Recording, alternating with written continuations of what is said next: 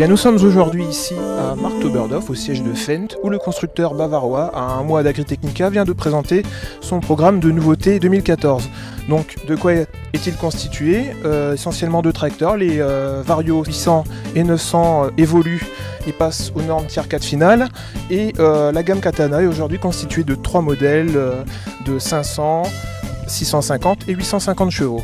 Mais ce n'est pas tout. Avant de dévoiler son programme de nouveautés et laisser s'échapper un bien curieux tracteur de son centre expérimental très fermé, où a d'ailleurs été développé le concept Tri-Six, le Bavarois avait profité de la présence des journalistes européens pour marquer l'aboutissement du projet Forum Fendt.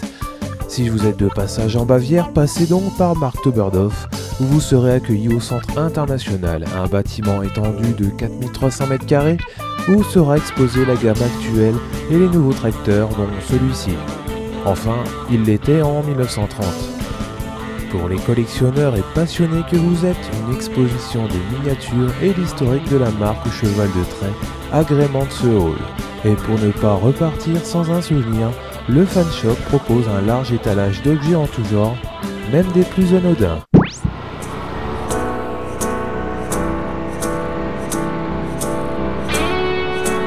Reprenons le fil des nouveautés et attaquons avec non pas une révolution, mais plutôt 2 évolutions, celle des 2 gammes phares, les 800 Vario et 900 Vario, en attendant l'officialisation du grand frère.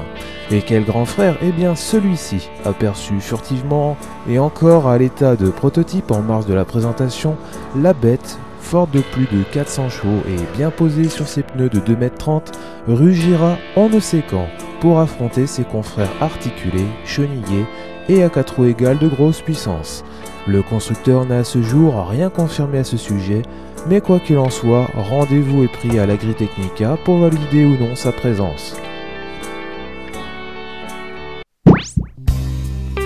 Pas de changement de puissance à noter concernant les 800 et 900, des tracteurs de 220 à 280 chevaux et de 270 à 390 chevaux. Un gros succès en Europe, avec près de 33% de part de marché sur cette tranche de puissance. C'est en fait leur motorisation qui est au cœur de l'évolution 2014, car pour satisfaire les normes anti-pollution Tier 4 finale et justifier le léger embonpoint du capot moteur, le tractoriste s'est armé du système d'injection d'AdBlue SCR déjà connu sur les versions actuelles, mais complété par un filtre à particules passif, donc sans injection de carburant et sans régénération.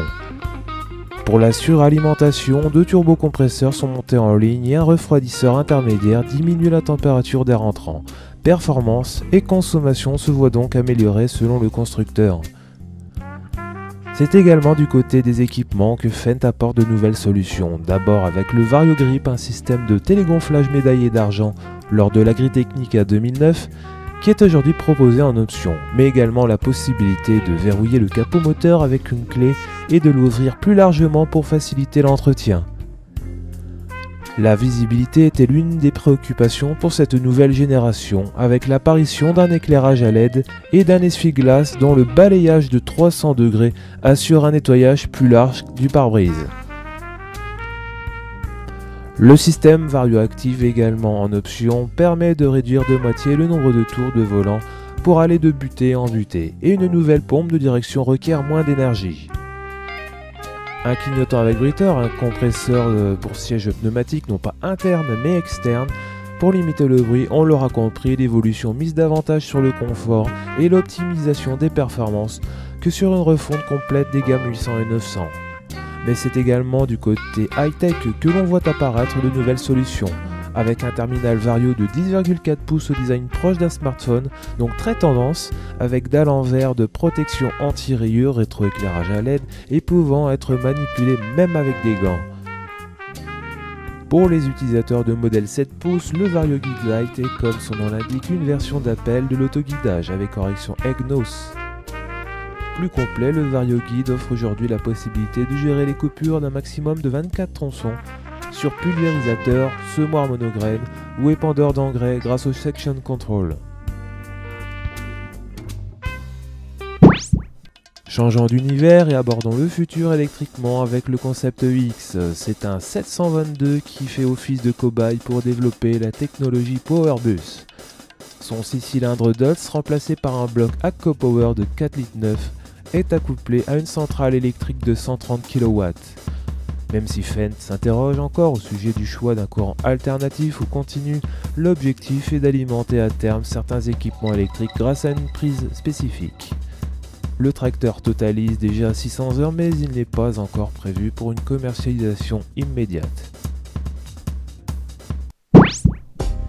Dans un tout autre domaine, bien plus récent pour le Bavarois, l'ensileuse Katana 65, unique modèle de la gamme, a fait ses preuves sur le terrain et s'est déjà écoulé à plus de 140 unités rien qu'en Allemagne, en France, en Angleterre et en Italie. Près de 2 ans après sa commercialisation, ce sont donc de nouveaux modèles qui viennent l'épauler. La plus petite, de 510 chevaux, embarque le même moteur que la 65, un Mercedes V8 de 16 litres de cylindrée, tandis que la Katana 85 s'offre les services d'un bloc 12 cylindres en V de 21 litres d'origine MTU, soit 850 chevaux. Le radiateur est surdimensionné par rapport à la 65, l'empattement est allongé et la monte de pneumatique en conséquence est plus haute.